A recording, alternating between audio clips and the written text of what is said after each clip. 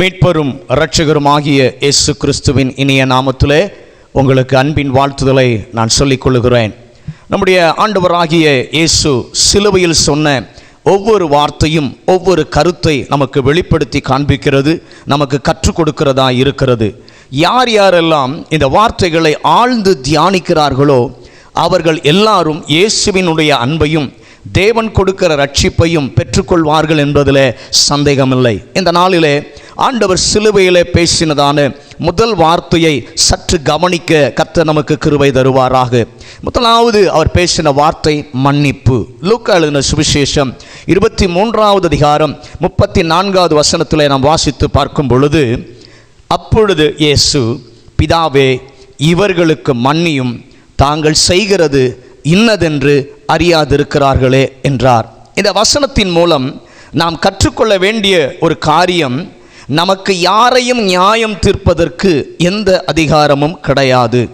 நம்முடைய ஆண்டவர் இயேசு மற்றவர்கள் செய்கிற தவறுகளுக்கு தண்டனை கொடுக்கிறதான ஒரு அதிகாரத்தை அவர் பெற்றிருந்த பொழுதிலும் அவர் தமக்கு விரோதமாய் செய்த ஜனங்களை தண்டிக்காமல் அவர்களுக்காக பிதாவினிடத்தில் பரிந்து பேசுகிறதை நாம் பார்க்கிறோம். கர்த்தருடைய பிள்ளைகளே, ஆண்டவர் சொல்லொன்னா வேதனைகளை அனுபவித்து கொண்டிருக்கிறதான அந்த வேளையிலும் அந்த சூழ்நிலைகளையும் அப்படி செய்கிறவர்களை அவர் தண்டிக்காமல் அவர்களுக்காக பரிந்து பேசி ஜெபிக்கிறதை இந்த இடத்துல பார்க்கிறோம். பிதாவே, இவர்களுக்கு மன்னியும், தாங்கள் செய்கிறது இன்னதென்று அறியாதிருக்கிறார்களே என்று சொல்லி அவர்களுக்காக பரிந்து பேசுகிறதை இந்த இடத்துல பார்க்கிறோம். ஆனால் இன்றைக்கு நாம் பார்க்கும் பொழுது அநேக கிறிஸ்தவர்கள் இயேசுவின் இரத்தத்தாலே கழுவப்பட்டு நீதிமான்களாக்கப்பட்டவர்கள் செய்கிற காரியம், யாராவது பாவம் செய்தவர்களை பார்த்துவிட்டால் உடனே அவர்களுக்கு பாவி என்கிறதான பட்டத்தை சூட்டி அவர்களை அதிகமாக வெறுப்பதை நாம் பார்க்க முடிகிற ஒரு உலகத்தில் நாம் இருக்கிறோம். இத்தகைய காரியத்தை வேதத்திலிருந்து ஒரு காரியத்தை நான் சுட்டி காட்ட விரும்புகிறேன். மத்தேயு எழுதின சுவிசேஷம் 9வது அதிகாரம் 10-11 வசனங்களிலே நாம் பார்க்கும் பொழுது அங்கே சொல்லப்பட்டிருக்கிற காரியம் தெல்ல தெளிவாக ஒரு காரியம் அங்கே வெளிப்படுத்தப்படுகிறது. போஜன பந்தி இருக்கையில் ஆயக்காரரும் பாவிகளும் வந்து இயேசுவோடும் அவர் சீஷரோடும் கூட பந்தி இருந்தவர்கள் பரிசேயர் அதை கண்டு அந்த சீஷர்களை பார்த்து, உங்கள் போதகர் ஆயக்காரரோடும் பாவிகளோடும் போஜனம் பண்ணுகிறது என்ன என்று சொல்லி கேட்டார்கள். இயேசு அதை கண்டு அங்கே இயேசு சொல்லுகிற ஒரு காரியத்தை பார்க்கும் பொழுது, பிணியாளிகளுக்கு வைத்தியன் வேண்டியதே அல்லாமல் சுகமுள்ளவர்களுக்கு வேண்டியதில்லை. இங்கே நாம் கற்றுக்கொள்ள வேண்டிய ஒரு காரியம், இயேசு பரிசுத்தராய் இருந்த பொழுதிலும் பரிசுத்தத்திற்கு இம்மி அளவும் தகுதியில்லாத ஜனங்களோடு தம்முடைய உறவை ஏற்படுத்தி கொண்டது எதற்கு? ஏன் என்று சொன்னால், ஒருவரையும் இழந்து போக கூடாது என்பதற்காக, எல்லாரையும் தம்மோடு கூட பரலோகம் கொண்டு செல்ல வேண்டும் என்பதற்காக. ஆகவே தான் தாங்கள் செய்த கொடுமையான பாவத்தின் நிமித்தம் இயேசுவோடு கூட சிலுவையில் அறையப்பட்ட கல்லனையும் மன்னித்து தமக்கு நிகராக மாற்றி சிலுவையில் அவனை ஆசீர்வதித்ததை நம்மால் உணர முடிகிறது. ஒரு காரியத்தை ஒருபோதும் நீங்களும் நானும் மறக்க வேண்டாம். பலியை அல்ல, இரக்கத்தையே விரும்புகிறார். பேதுரு ஆண்டவரிடம் வந்து, என் சகோதரனை எத்தனை முறை மன்னிக்க வேண்டும்? 7 தரம் மட்டுமா என்று சொல்லி கேட்ட பொழுது, 7 தரம் மட்டுமல்ல, 70 தரம் மட்டும் என்று சொல்லி மத்தேயு எழுதின சுவிசேஷம் 18வது அதிகாரம் 21-22 வசனங்களிலே நாம் பார்க்கிறோம். சிலுவையில் சொல்லப்பட்ட வார்த்தைகளை தியானித்தால் மட்டும் போதாது, அதன்படி நடக்கவும் வேண்டும். ஆகவே இன்னும் யாரையெல்லாம் மன்னிக்கவில்லை அல்லது மன்னிக்க முடியாத சூழ்நிலையில் இருக்கிறோமோ, இந்த நாளிலே ஆண்டவர் கற்றுக் கொடுக்கிற ஒரு காரியம், யாரையாவது மன்னிக்க முடியாமல் இருந்தால் அவர்களை எல்லாம் இப்பொழுதே மன்னித்து விடுவதற்கு கர்த்தர் நம்மை அழைக்கிறார். கர்த்தருடைய பிள்ளையே, ஆண்டவர் எவ்வளவு பெரியவராய் இருந்தும் அவருக்கு தண்டிக்கிற அதிகாரம் உண்டு, ஆனால் தண்டிக்கவில்லை. அதற்கு மாறாக பிதாவினிடத்தில் அவர்களுக்காக பரிந்து பேசுகிறார். ஒருவேளை இந்த நாட்களிலும் உங்களுக்கு விரோதமாய் பல காரியங்களை செய்யலாம். நீங்கள் செய்யாத ஒரு காரியத்துக்காக எழும்பி உங்களுக்கு எதிராய் கிரியை செய்யலாம். ஆனால் இயேசுவின் சுவாபம் இன்றைக்கு கல்வாரியில் அவர் செய்து காட்டின அந்த தியாகம், அந்த ஜெப வாழ்க்கை இன்றைக்கு நமக்கு தேவை. அவர்களை நாம் நியாயம் தீர்க்காதபடி அவர்களுக்காக நீங்களும் நானும் இயேசுவை போல பரிந்து பேச வேண்டும். அவர் அன்றைக்கு பரிந்து பேசினார். பிதாவே, இவர்கள் செய்கிறது இன்னதென்று அறியாதிருக்கிறார்கள், இவர்களை மன்னியும் என்று சொல்லி அவர் ஜெபிக்கிறார். அந்த ஜெப அனுபவம், அந்த மன்னிப்பின் இருதயம் இந்த முதலாவது வார்த்தையிலே ஆண்டவர் நமக்கு கற்றுக் கொடுக்கிறார். இன்றைக்கு அதை அப்பியாசப்படுத்த நம்முடைய வாழ்வை நாம் விட்டு கொடுப்போமானால் நம் மூலமாக அநேகர் தேவனுடைய அன்பை நம்மிலே பார்க்க கர்த்தர் கிருபை தருவாராக. மீட்பரும் இரட்சகருமாகிய இயேசு கிறிஸ்துவின் இனிய நாமத்திலே உங்களுக்கு வாழ்த்துதலை நான் சொல்லுகிறேன். கர்த்தராகிய இயேசு சிலுவையில் சொன்ன ஒவ்வொரு வார்த்தையும் ஒவ்வொரு பாடத்தை நமக்கு கற்றுக் கொடுக்கிறதா இருக்கிறது. யாரெல்லாம் இதை ஆழ்ந்து தியானிக்கிறார்களோ அவர்கள் எல்லாரும் இயேசுவின் அன்பையும் தேவன் கொடுக்கிற ரட்சிப்பையும் பெற்றுக்கொள்வார்கள் என்பதிலே சந்தேகமில்லை. இந்த நாளிலே ஆண்டவர் சிலுவையிலே பேசினதான இரண்டாவது வார்த்தையை குறித்து கவனிக்க கர்த்தர் நமக்கு கிருபை தருவாராக. இரண்டாவது வார்த்தை மனம் திரும்புதல். லூக்கா எழுதின சுவிசேஷம் 23வது அதிகாரம் 43வது வசனம். இயேசு அவனை நோக்கி, இன்றைக்கு நீ என்னுடனே கூட பரதேசில் இருப்பாய் என்று மெய்யாகவே உனக்கு சொல்லுகிறேன் என்றார். ஆண்டவர் யாரை பரலோக ராஜ்யத்துக்கு அழைத்து செல்லுகிறார்? பல வருடங்களாக பாவம் செய்து கொண்டிருந்து அதின் நிமித்தம் உலகத்தால் குற்றவாளியாக மாற்றப்பட்ட கல்லனையே. நமக்கு ஒரு காரியம் ஒருவேளை புரியாத புதிராக இருக்கும். இத்தனை பாவங்கள் செய்த மனுஷனை அவர் எப்படி பரலோக ராஜ்யத்திற்கு அனுமதிக்க முடியும்? இது அநியாயம் அல்லவா என்று கூட நாம் நினைக்கிற காரியம் உண்டு. வேதம் சொல்லுகிறது, அவர் நீதி உள்ளவர். இந்த மனுஷனுக்காகவும் இயேசு, அதாவது அவனுடைய பாவத்தையும் தான் தன் மீது ஏற்றுக்கொண்டார் என்பதை நாம் மறந்து போகக்கூடாது.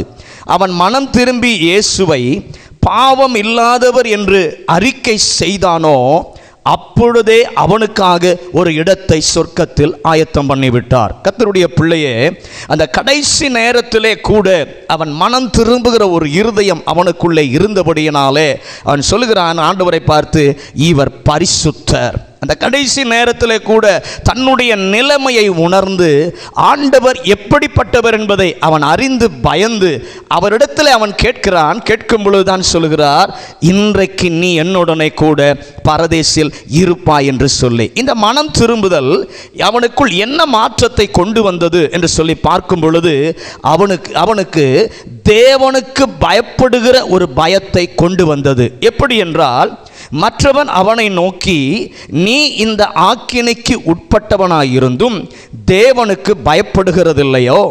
நாமோ நியாயப்படி தண்டிக்கப்படுகிறோம், நாம் நடப்பித்தவைகளுக்கு தக்க பலனை அடைகிறோம், இவரோ தகாத ஒன்றையும் நடப்பிக்கவில்லையே என்று அவனை கடிந்து கொண்டதை லூக்கா எழுதின சுவிசேஷம் 23வது அதிகாரம் 40-41 வசனங்களிலே நாம் பார்க்கிறோம். இதுதான் உண்மையான மனம் திரும்புதல்.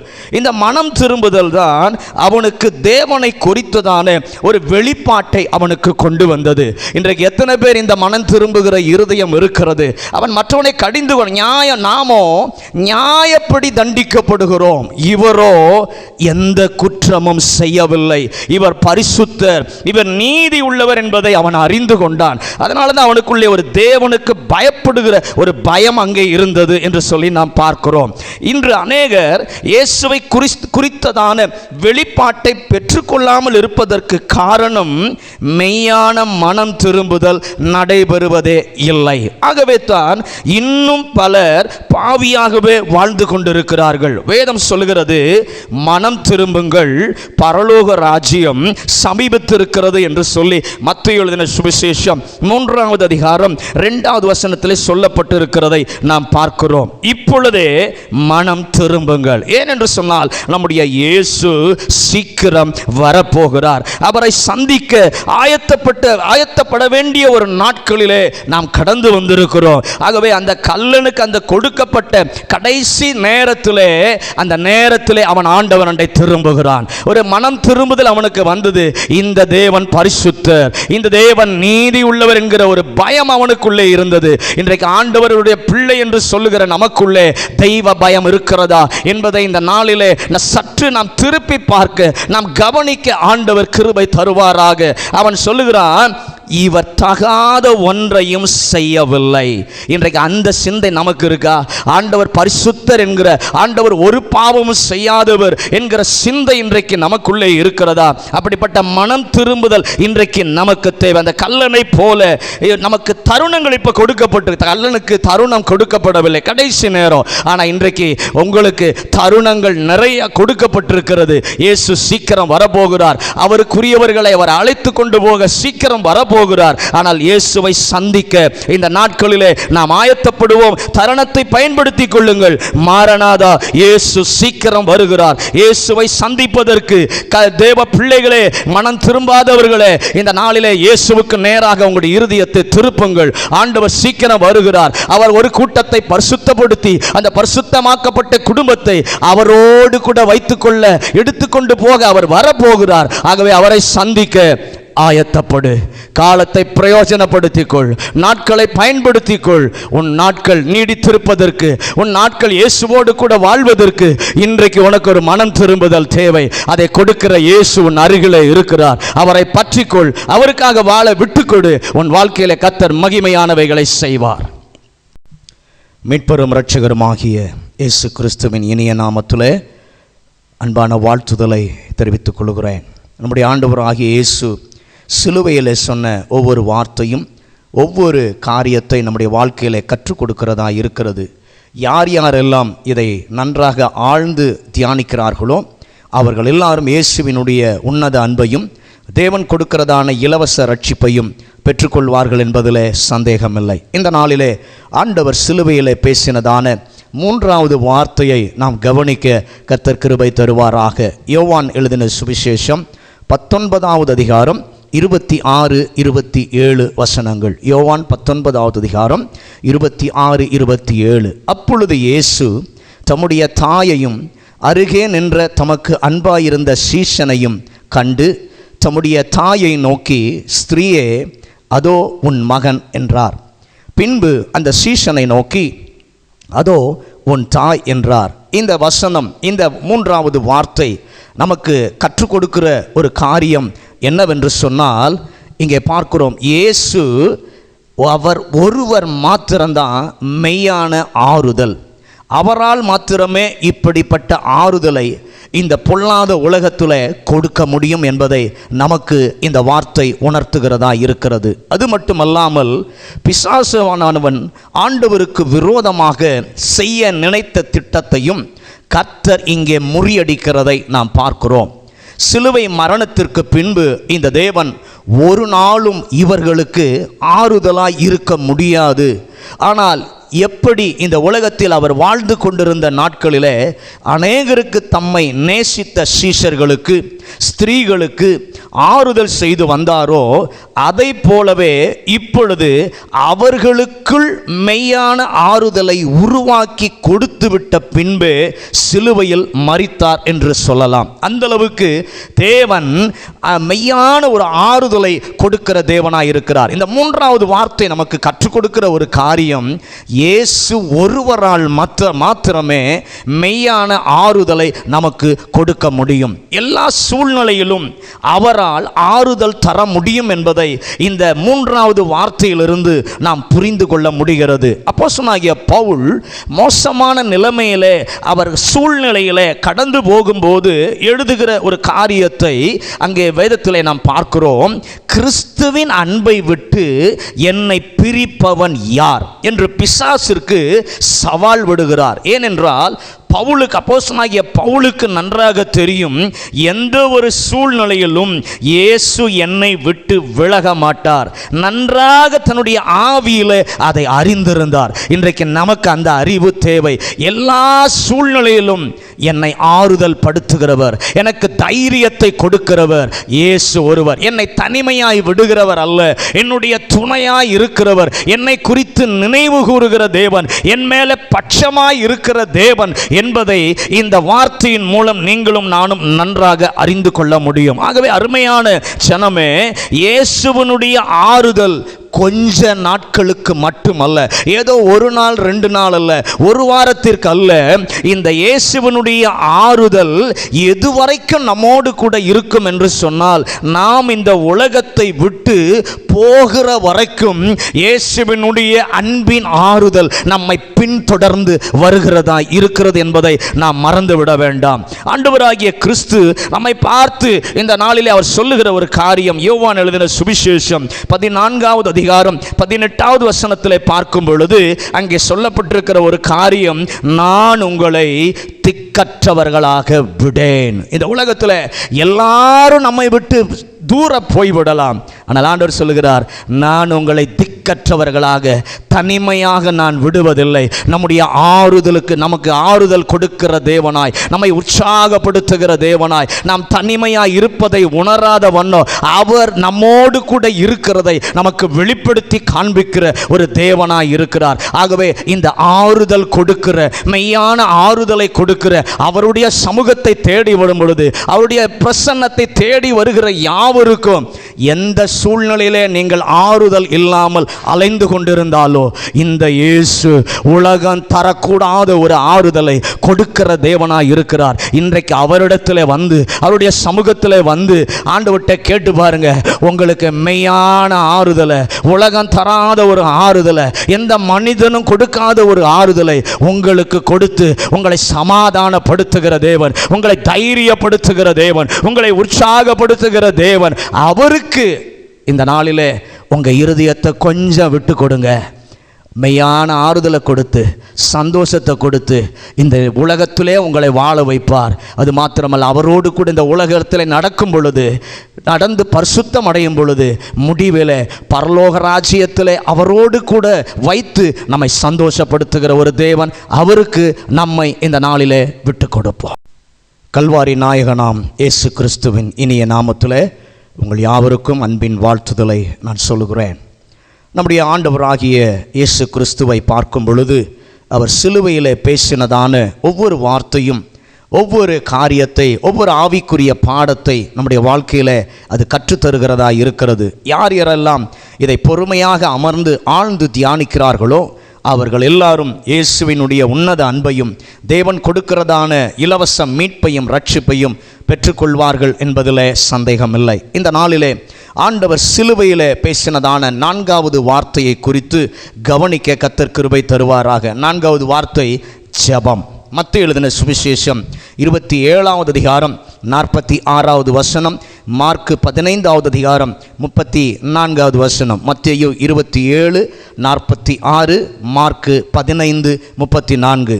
9ஆம் மணி நேரத்தில் இயேசு ஏலி ஏலி லாமா சபக்தானி என்று மிகுந்த சத்தமிட்டு கூப்பிட்டார். அதற்கு, என் தேவனே, என் தேவனே, ஏன் என்னை கைவிட்டீர் என்று அர்த்தமாம். இந்த வார்த்தை, இந்த சிலுவையில் பேசினதான இந்த 4வது வார்த்தை நம்முடைய வாழ்க்கையிலே எதை கற்றுத்தருகிறது என்று சொல்லி பார்ப்போமானால், நம் ஒவ்வொருவரும் எல்லா சூழ்நிலையிலும், நமக்கு வருகிறதான எல்லா சூழ்நிலைகளும், எல்லா நேரங்களிலும் ஜெபிக்கிறவர்களாக நாம் இருக்க வேண்டும் என்பதை மாத்திரம் கற்றுக் கொடுக்க, அது மாத்திரமல்ல, யாரிடம் நம்முடைய ஜெபம் செல்ல வேண்டும் என்பதையும் நாம் அறிந்திருக்க வேண்டும் என்பதை நமக்கு கற்றுக் கொடுக்கிறது. ஒரு பக்கம் பாவத்தின் நிமித்தம் அழிந்து கொண்டிருக்கிற ஜனங்கள், மற்றொரு பக்கம் அவர் தேவனாய் இருந்த போதிலும் தான் எடுத்துக்கொண்ட அவதாரமாகிய மாம்சத்திலே ஏற்பட்ட வேதனைகள், இவைகள் நிமித்தம் அவர் யாரையும் குறை சொல்லவில்லை, யாரையும் கடிந்து கொள்ளவில்லை. ஆனால் மிகுந்த உருக்கத்துடனே பிதாவை நோக்கி விண்ணப்பம் செய்கிறார். ஏன்? அவருக்கு நன்றாக தெரிந்தது. நல்ல கவனிங்க, இந்த நாட்களிலே இந்த அனுபவம் நம்மிடத்தில் இல்லை. அப்படி வேதனை நெருக்க வரும் பொழுது நாம் யாராவது குறை சொல்லுவோம், யார் மீதாவது நாம் கசந்து கொள்ளுவோம். ஆனால் ஆண்டவர் இந்த இடத்துல யாரையும் குறை சொல்லவில்லை, யாரையும் அவர் கடிந்து கொள்ளவும் இல்லை. மிகுந்த உருக்கத்துடனே பிதாவை நோக்கி விண்ணப்பம் செய்கிறதை இங்கே நாம் பார்க்கிறோம். பிதா தான் இந்த காரியத்தை அனுமதித்தார்.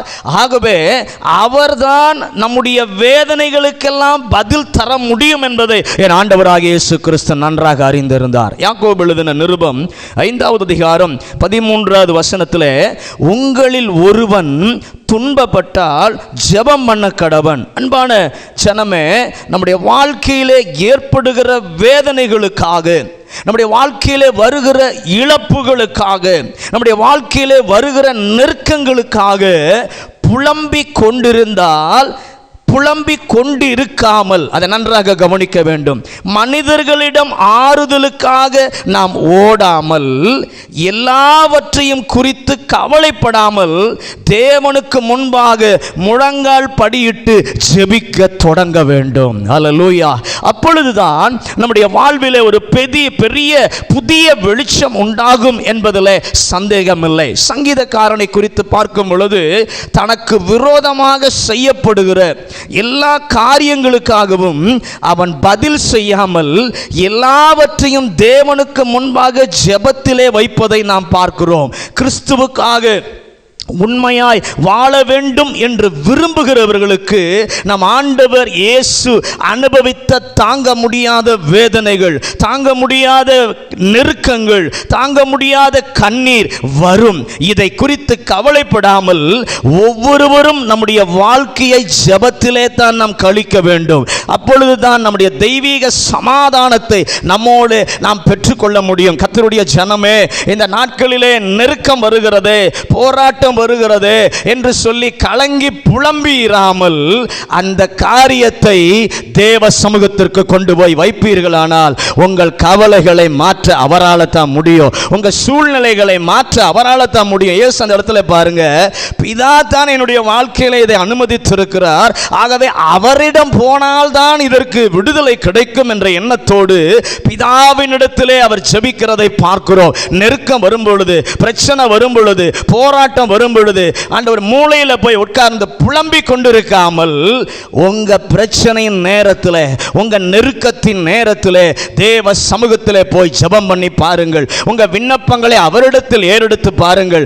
எல்லாவற்றையும் அறிந்த பிதாவானவர் உங்க ஜெபத்தை கேட்டு அந்த சூழ்நிலைக்கு தேவையான பலனை, அதை தாண்டி செல்லத்தக்கதான பலனை கொடுக்கிறவர் உங்களோடு கூட இருக்கிறார். ஆகவே இந்த 4வது வார்த்தையின் மூலமாக நாம் கற்றுக்கொள்கிற ஒரு காரியம், பிரச்சனை வரும் பொழுது, நெருக்கம் வரும் பொழுது மற்றவர்களை நாம் பேசாமல், மற்றவர்களை குற்றப்படுத்தாமல், அந்த பிரச்சனையை, அந்த சூழ்நிலையை அதிலிருந்து விடுதலை கொடுக்கிற, அதற்கு பரிகாரத்தை உண்டு பண்ணுகிற, அந்த சூழ்நிலையின் நடுவிலே பலன் கொடுத்து ஜெயமாய் கடந்து போக பண்ணுகிற தேவ சமூகத்திலே போய் உங்க காரியங்களை சொல்லுங்க. ஜெபந்தான் பெரிய காரியங்களை நம்முடைய வாழ்க்கையிலே கொண்டு வரும். ஜெபந்தான் மாற்றங்களை கொண்டு வரும். ஜெபந்தான் சூழ்நிலைகளை மாற்றும். ஆகவே தேவனோடு கூட ஜெபத்தில் போய் உறவாடி பாருங்கள். உங்க காரியங்களை அவரிடத்தில் பேசி பாருங்கள். அவர் உங்களுக்கு ஒரு விடுதலையை கொடுப்பார் என்பதில் சந்தேகம் இல்லை. கல்வாரி நாயகனாம் இயேசு கிறிஸ்துவின் இனிய நாமத்திலே அன்பின் வாழ்த்துதலை நான் சொல்லிக் கொள்கிறேன். கர்த்தராகிய இயேசு கிறிஸ்து சிலுவையில் சொன்ன ஒவ்வொரு வார்த்தையும், ஒவ்வொரு காரியத்தை, ஆவிக்குரிய அனுபவத்தை நம்முடைய வாழ்க்கையில் நமக்கு அது கற்றுக் கொடுக்கிறதா இருக்கிறது. யார் யாரெல்லாம் இதை ஆழ்ந்து தியானிக்கிறார்களோ அவர்கள் எல்லாரும் இயேசுவின் அன்பையும் தேவன் கொடுக்கிறதான விலையேற பெற்ற ரட்சிப்பை இலவசமாய் பெற்றுக்கொள்வார்கள் என்பதில் சந்தேகமில்லை. இந்த நாளிலே ஆண்டவர் சிலுவையிலே பேசினதான 5வது வார்த்தையை குறித்து நாம் கவனிக்க ஆண்டவர் நமக்கு கிருபை தருவாராக. யோவான் எழுதின சுவிசேஷம் 19வது அதிகாரம் 28வது வசனம். அதன் பின்பு எல்லாம் முடிந்தது என்று இயேசு அறிந்து வேத வாக்கியம் நிறைவேறத்தக்கதாக தாகமாய் இருக்கிறேன். 5வது வார்த்தை ஆத்தும பசி. இந்த வார்த்தை எத்தகைய காரியத்தை நம்முடைய வாழ்க்கையிலே கற்றுக் கொடுக்கிறது என்று சொல்லி நாம் சற்று நிதானித்து பார்ப்போமானால், தேவனுடைய வருகை மட்டும் அல்லது இந்த உலகத்தில் நாம் இருக்கிற வரைக்கும் தேவனுக்காக ஓடுவதிலே ஒருபோதும் சோர்ந்து போய் விடக்கூடாது. இன்னொரு விதத்தில் சொல்ல வேண்டுமானால், திருப்தி அடைந்து ஒரு இடத்திலே நாம் உட்கார்ந்து விடக்கூடாது என்பதை இந்த 5வது வார்த்தை நம்முடைய வாழ்க்கையில் கற்றுத்தருகிறதாய் இருக்கிறது. இன்றைக்கு அநேகர் வாழ்க்கையை நாம் பார்க்கும் பொழுது ஆரம்பத்தில் நல்ல வேகமாக ஓடுவோம், ஆனால் இடையில் ஒரு இடத்துல போய் உட்கார்ந்து விடுகிறோம். ஆனால் இங்கே 5வது வார்த்தை நமக்கு கற்றுக் கொடுக்கிற ஒரு காரியம், ஆவிக்குரிய அனுபவத்தில் ஓடிக்கொண்டிருக்கிற கர்த்தருடைய பிள்ளையே, நீ இந்த உலகத்தில் இருக்கிற வரைக்கும் அல்லது இயேசு கிறிஸ்து வருகிற வரைக்கும் நீ ஒருபோதும் சோர்ந்து போகக்கூடாது. நீ தொடர்ந்து அந்த ஓட்டத்திலே ஓடிக்கொண்டே இருக்க வேண்டும் என்பதை, திருப்தி அடையாமல் ஓடிக்கொண்டே இருக்க வேண்டும் என்பதை இந்த இடத்துல பார்க்கிறோம். நம்முடைய ஆண்டவராகிய இயேசு பிதாவிடம் கேட்டது போல நாமும் தேவனிடம், ஆண்டவரே இன்னும் எனக்கு அதிகமாய் தாகத்தை தாரும் ஆண்டவரே. முக்கியமாக எதில் அதிக தாகம் நமக்கு இருக்க வேண்டும் என்று சொல்லி நாம் ஆராய்ந்து பார்ப்போமானால், நம்முடைய ஆண்டவராகிய இயேசுவை குறித்து பார்க்கும் பொழுது அவர் ஆத்தும தாகம் அதிகம் உள்ளவராக ஓடினதை நாம் வேதத்தில் நிறைய இடங்களிலே நாம் பார்க்கிறோம். அதே போல் ஆண்டவரே, நீர் எப்படி ஆத்துமாக்கள் மீது தாகம் கொண்டு ஓடினீரோ அதே போல நாங்களும் ஒவ்வொருவரும் மரித்து கொண்டிருக்கிற ஆத்துமாக்களுக்காக பாரம் கொண்டவர்களாக, ஆண்டவரே அவர்கள் உம்முடைய அன்பை ருசி பார்க்க வேண்டும் என்ற அந்த ஒரு பாரத்தோடு, அந்த ஒரு சிந்தையோடு நாங்கள் ஓடுவதற்கு எங்கள் மனம் மாற வேண்டும் என்று சொல்லி நாம் தேவனிடத்தில் கேட்க வேண்டும். யாக்கோபின் நிருபம் 5வது அதிகாரம் 20வது வசனத்தில் பார்க்கும் பொழுது, தப்பி போன மார்க்கத்தினின்று பாவியை திருப்புகிறவன் ஒரு ஆத்துமாவை மரணத்தினின்று ரட்சித்து திரளான பாவங்களை மூடுவான் என்று அறிய கடவன் என்று சொல்லி எழுதப்பட்டிருக்கிறதை பார்க்கிறோம். அன்பான கர்த்தருடைய பிள்ளையே, ஒரு மனிதனை திருப்புகிறவன் ஒரு ஆத்துமாவை என்ன பண்ணுகிறான்? மரணத்தினின்று ரட்சித்து திரளான பாவங்களை மூடுவான் என்று சொல்லி இங்கே வேதத்திலே நாம் பார்க்கிறோம். அப்போ நல்ல கவனிக்க வேண்டும். இத்தனை விலையேற பெற்ற ஆத்துமாக்களை நீங்களும் நானும் இழந்து போய்விடக்கூடாது. இன்னும் பார்க்கும் நம்முடைய வீடுகளிலேயே இந்த ரட்சிப்பை பெற்றுக்கொள்ளாதவர்கள் இருக்கிறார்கள், நம்முடைய குடும்பத்திலே உள்ளவர்கள் இருக்கிறார்கள், நம்முடைய தேசத்திலே நாம் வாழ்கிற பகுதியிலே நம்முடைய மாநிலத்திலே எத்தனையோ பேர் மரணத்திற்கு நேராக ஓடிக்கொண்டிருக்கிறார்கள். அந்த மரணத்திற்கு நேராக ஓடுகிற ஒரு ஆத்துமாவை நாம தப்புவிக்க பொழுது, ஒரு ஆத்துமாவை ரட்சிப்பின் பாதையிலே கொண்டு வரும் பொழுது திரளான பாவங்களை நாம் மூடுகிறவர்களாய் இருப்போம். இயேசுவுக்கு இருந்த ஒரு தாகம் என்ன தெரியுமா? ஆத்துமாக்களுக்காகவே அவர் ஓடிக்கொண்டிருந்தார். ஹல்லேலூயா.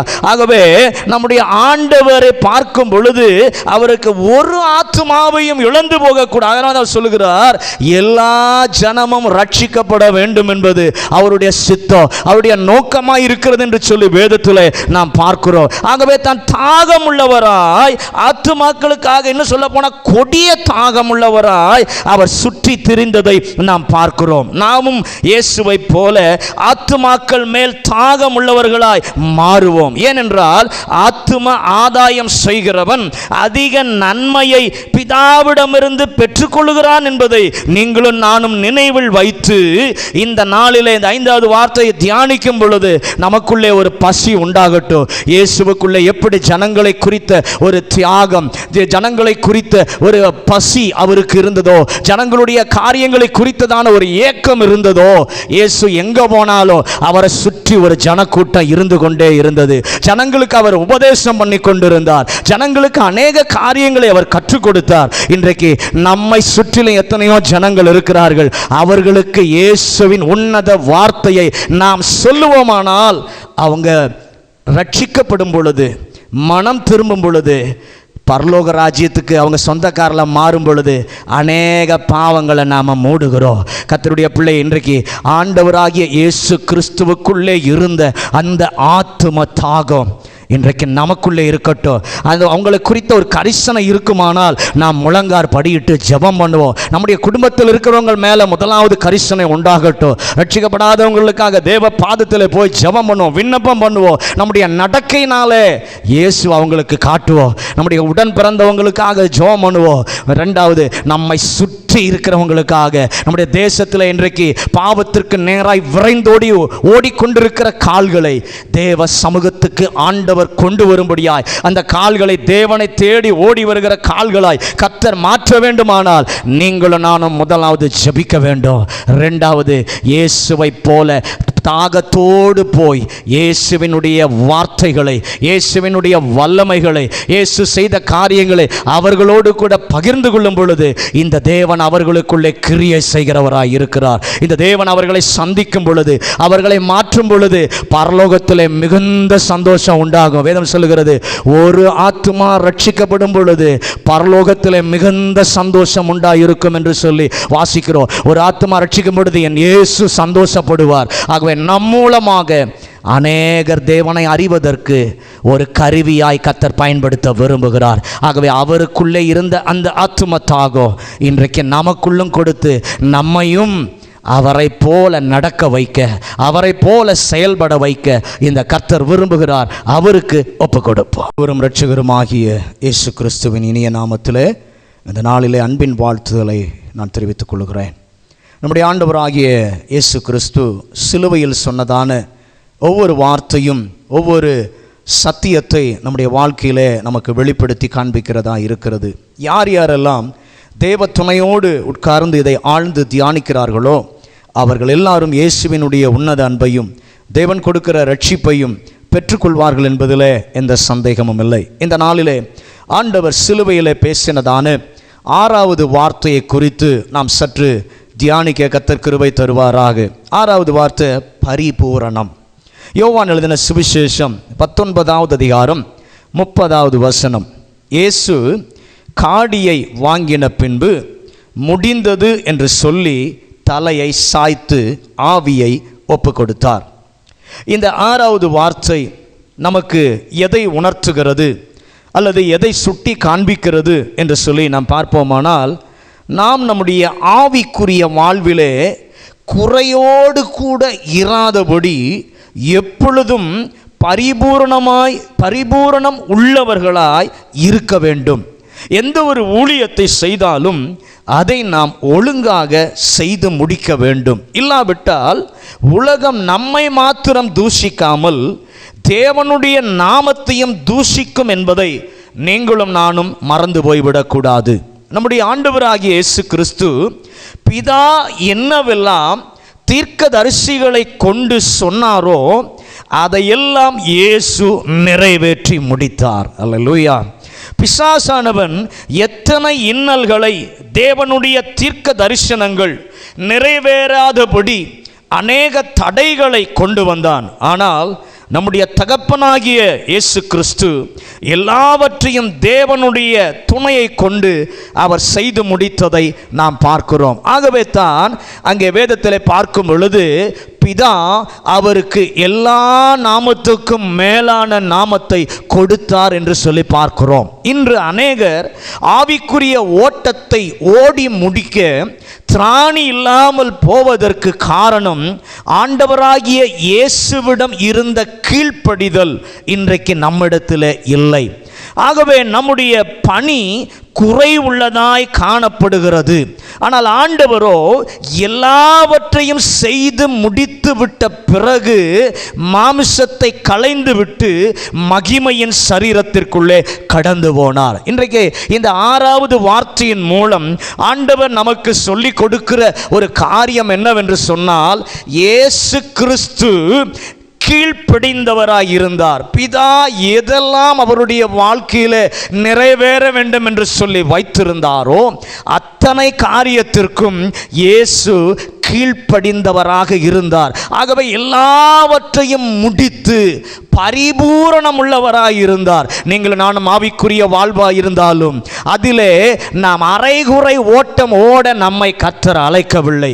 பரிபூரணமாய் காரியத்தை முடிக்க வேண்டும். உங்களை நம்பி, என்ன நம்பி ஆண்டவர் எந்த காரியத்தை கொடுத்திருந்தாலும், எந்த ஊழியத்தை கொடுத்திருந்தாலும், எந்த நமக்கு கிஃப்ட் ஆண்டவர் கொடுத்திருக்கலாம், தகுதிகளை ஆண்டவர் கொடுத்திருக்கலாம், அதை கர்த்தருக்கு முன்பாக உண்மை உள்ளவர்களாய் செய்து முழுமையாய் முடித்து அவருடைய சமூகத்திற்கு நீங்களும் நானும் போக வேண்டும். 2 தீமோத்தேயு 4வது அதிகாரம் 7-8 வசனங்களிலே அங்கே நாம் பார்க்கும் பொழுது, நல்ல போராட்டத்தை போராடினேன், ஓட்டத்தை முடித்தேன், விசுவாசத்தை காத்து கொண்டேன், இது முதல் எனக்கு நீதியின் கிரீடம் எனக்காக வைக்கப்பட்டிருக்கிறது. இந்த அனுபவம் இன்னைக்கு நமக்கு தேவை. நம்முடைய வாழ்க்கை முடியும் பொழுது அல்லது இயேசுனுடைய வருகையிலே நாம் போகும் பொழுது தைரியமாய் சொல்ல வேண்டும், நல்ல போராட்டத்தை நான் போராடினேன், ஓட்டத்தை முடித்தேன். இன்றைக்கு தைரியமாய் நம்மாலே சொல்ல முடியுமா? ஆனால் ஆண்டவர் தைரியமாக சொன்னார், எல்லாம் முடிந்தது. பிதா தனக்கு கொடுத்த பொறுப்புகள், பிதா எந்த நோக்கத்திற்காக இந்த பூலோகத்திற்கு அனுப்பி தந்தாரோ அந்த உன்னத நோக்கம் முடிந்தது. எல்லாவற்றையும் நான் பரிபூரண செய்து முடித்திருக்கிறேன் என்றதுனால தான் அவர் சொல்லுகிறார், முடிந்தது. இந்த நாளிலே இந்த வார்த்தையை கவனிக்கிற நீங்களும் நானும் அந்த அனுபவத்திற்கு கடந்து வரதான் தேவன் எதிர்பார்க்கிறார். நீதி உள்ள நியாயாதிபதியாகிய கர்த்தர் அந்த நாளிலே அதை எனக்கு தந்தருளுவார். எனக்கு மாத்திரமல்ல, அவர் பிரசன்னமாகுதலை விரும்பும் யாவருக்கும் அதை தந்திருக்கிறார். யாரெல்லாம் பரிபூரணமாக தங்கள் ஓட்டத்தை, தங்களுடைய ஆவிக்குரிய ஓட்டத்தை இந்த உலகத்திலே ஓடி முடிக்கிறார்களோ அவர்களுக்கு மாத்திரமே இத்தகைய கிரீடம் கிடைக்கிறது என்று எழுதி வைத்திருக்கிறார். ஆகவே கர்த்தருடைய பிள்ளைகளே, இந்த உலகத்திலே நாம் ஓடுகிற ஓட்டம் தேவனிடத்தில் நீதியின் கிரீடத்தை பெற வேண்டும். நம்முடைய ஓட்டம் பரிபூரணமாக, ஆவிக்குரிய ஓட்டத்தை பரிபூரணமாக ஓடி முடிக்க வேண்டும். அதற்காக தான் கர்த்தர் நம்மை அழைத்திருக்கிறார். ஆகவே இந்த 6வது வார்த்தையின் மூலமாக ஆண்டவர் நமக்கு கற்றுத்தருகிற காரியம், இயேசுவுக்கு இருந்த கீழ்ப்படிதல் இன்றைக்கு நமக்கு தேவை. அது மாத்திரமல்ல, நம்முடைய ஓட்டம் இயேசுவை போல பரிபூரணமாக ஓடி முடிக்க வேண்டும். அவர் பரிசுத்தராய் இருக்கிறது போல நாமும் பரிசுத்தராய் இருக்க வேண்டும் என்று சொல்லி இயேசு விரும்புகிறார். அவருடைய பிள்ளையாக நம்மை தெரிந்து கொண்டிருக்கிறார். ராஜரீக கூட்டமாக நம்மை தெரிந்திருக்கிறார். ஆசாரியர்களாக நம்மை தெரிந்திருக்கிறார். தெரிந்தெடுத்தவருடைய பிள்ளையாக இருக்கிற நாம் அவர் ஓடின ஓட்டத்தை பின்பற்றி நீங்களும் நானும் ஓடி ஓட்டத்தை ஜெயமாக முடிக்கணும். சொல்லணும், நல்ல போராட்டத்தை போராடினேன், ஓட்டத்தை முடித்தேன், இது முதல் எனக்காக நீதியின் கிரீடம் வைக்கப்பட்டிருக்கிறது என்று சொல்லக்கூடிய அளவில் நம்முடைய ஆவிக்குரிய வாழ்வு, ஆவிக்குரிய ஓட்டம் பரிபூர்ணமாக இருக்க வேண்டும். நம்ம எல்லாரும் ஓட்ட பந்தயத்தில் இருக்கிறோம். நம்முடைய ஓட்டம் ஜெயமாக முடிய வேண்டும். நம்முடைய ஓட்டம் பரிபூர்ணமாய் பாதியில் நிற்கிறதாக அல்ல, ஓட்டத்தை ஜெயமாக முடித்து தைரியமாக சொல்லணும், நான் பரிபூர்ணமாய் முடித்திருக்கிறேன் என்று சொல்லுகிற அனுபவத்திற்கு வர கர்த்தர் எதிர்பார்க்கிறார். அதற்கு நம்முடைய வாழ்வை இந்த நாளிலே விட்டு கொடுப்போம். கர்த்தர் நடத்துவார். உலக இரட்சகரும் மீட்பரும் ஆகிய இயேசு கிறிஸ்துவின் இனிய நாமத்திலே அன்பின் வாழ்த்துக்கள். இந்த நாளிலே இயேசுடைய வாழ்க்கையிலே அவர் பேசினதான வார்த்தைகளை குறித்து இந்த நாளிலே நாம் கவனிக்க இருக்கிறோம். கர்த்தராகிய இயேசு சிலுவையில் பேசினதான ஒவ்வொரு வார்த்தையும், ஒவ்வொரு கருத்தை, ஒவ்வொரு ஆவிக்குரிய அனுபவத்தை நமக்கு கற்றுத்தருகிறதா இருக்கிறது. யார் யாரெல்லாம் தேவ ஒத்தாசையோடு அமர்ந்து ஆழ்ந்து தியானிக்கிறார்களோ அவர்கள் எல்லாரும் இயேசுவினுடைய உன்னத அன்பையும் தேவன் இலவசமாய் கொடுக்கிறதான ரட்சிப்பையும் மீட்பையும் பெற்றுக்கொள்வார்கள் என்பதிலே சந்தேகமில்லை. இந்த நாளிலே ஆண்டவர் சிலுவையிலே பேசினதான 7வது வார்த்தை ஒப்பு கொடுத்தல். லூக்கா எழுதின சுவிசேஷம் 23வது அதிகாரம் 46வது வசனம். இயேசு, பிதாவே, உம்முடைய கைகளில் என் ஆவியை ஒப்புவிக்கிறேன் என்று மகா சத்தமாய் கூப்பிட்டு சொன்னார். இந்த வார்த்தை நமக்கு என்ன சொல்லுகிறது அல்லது இந்த வார்த்தை நமக்கு என்ன கற்றுத்தருகிறது என்று சொல்லி நாம் பார்ப்போமானால், சற்று சிந்திப்போமானால், வல்லமையான தேவன் தம்மை முழுவதுமாக பிதாவிடம் ஒப்பு கொடுத்தார்.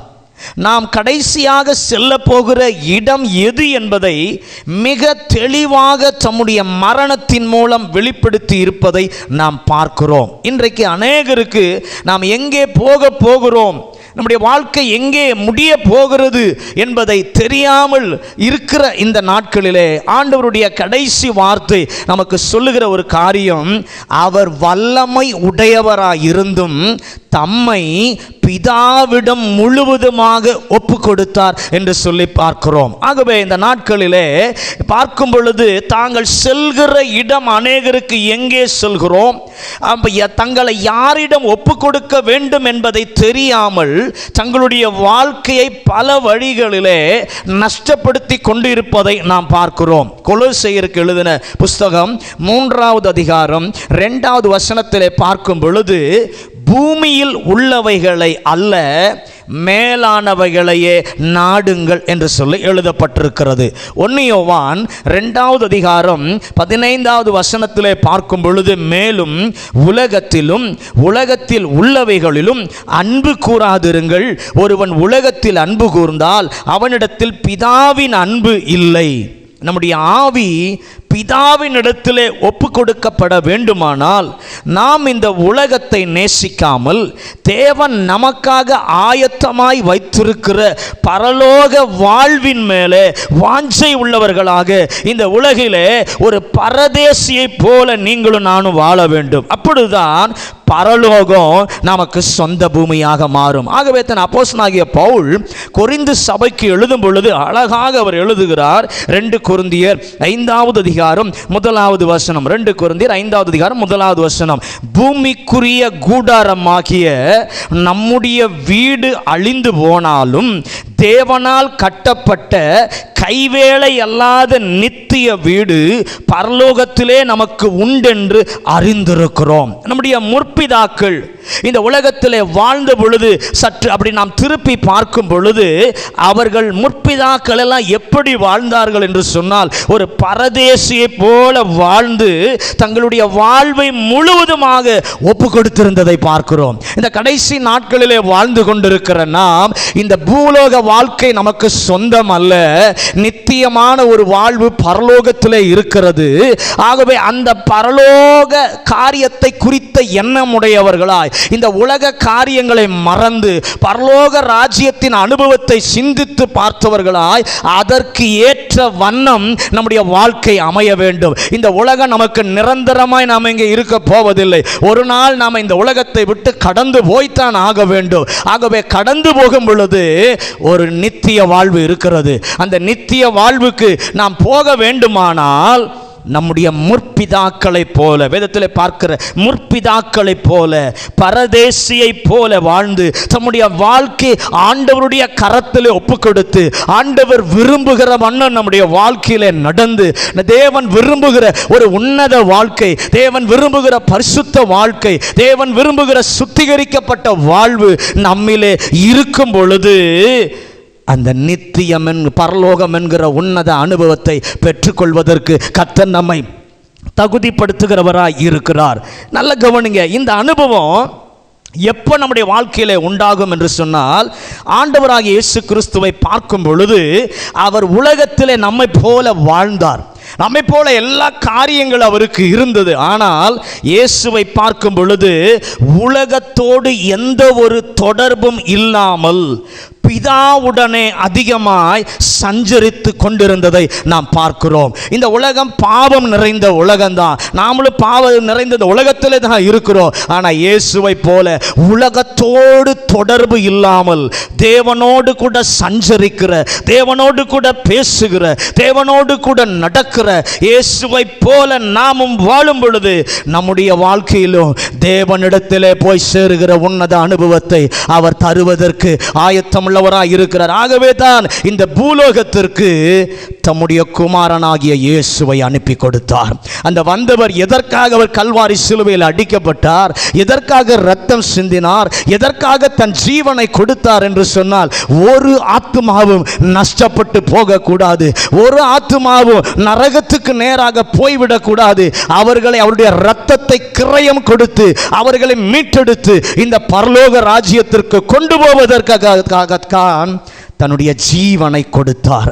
ஆகவே இந்த நாட்களிலே இந்த கடைசி வார்த்தை, தேவனுக்காக ஒப்பு கொடுக்கிற, தேவனோடு கூட நடக்கிற, தேவ சத்தத்திற்கு கீழ்ப்படுகிற அந்த உன்னத அனுபவத்தை இன்றைக்கு கர்த்தர் நமக்கு தர விரும்புகிறார். இந்த கடைசி நாட்களிலே நெருக்கடியான சூழ்நிலைகளை வாழ்ந்து கொண்டிருக்கிற நாம் இந்த உலகத்திலே ஒவ்வொரு சம்பவங்களும் இயேசு சீக்கிரம் வரப்போகிறார் என்பதை வெளிப்படுத்தி காண்பித்து கொண்டிருக்கிறது. ஆகவே அவரை சந்திக்க வேண்டுமானால் இயேசுவை போல வாழ்வை கர்த்தருக்கென்று ஒப்பு கொடுத்து பிதாவுடைய சித்தம் செய்து தேவனோடு ஐக்கியமுடையவர்களாய், தேவனோடு கூட அவருடைய வார்த்தையின்படி நடக்கிறவர்களாய் இருக்கும் பொழுது முடிவிலே பரலோக ராஜ்யத்துக்கு நம்மை கொண்டு போய் அவரோடு கூட வைத்து யுக யுகமாய் அவரோடு கூட சந்தோஷமாய் இருக்கிற, மகிழ்ச்சியாய் இருக்கிற, அவரை துதிக்கிற ஒரு உன்னத அனுபவத்தை தருவதற்கு தேவன் ஆயத்தமுள்ளவராய் இருக்கிறார். ஆகவே இந்த நாளிலே இந்த 7வது வார்த்தையின்படி நம்மை ஆண்டவருக்கென்று ஒப்பு கொடுப்போம், நம் வாழ்வை ஒப்பு கொடுப்போம், அவருடைய சித்தம் செய்ய ஒப்பு கொடுப்போம், அவருடைய விருப்பத்தை நிறைவேற்ற ஒப்பு கொடுப்போம், அவர் வழியிலே நடக்க ஒப்பு கொடுப்போம், அவர் சொன்னதற்கு கீழ்ப்படிய ஒப்பு கொடுப்போம். ஒப்பு கொடுக்கும் பொழுது முடிவில் நமக்காக ஒரு ஸ்தலத்தை வைத்திருக்கிறார். அந்த வீட்டுக்கு நம்மை அவர் கொண்டு போய் சேர்ப்பார். அதற்கு இன்று நம்மை அர்ப்பணிப்போம்.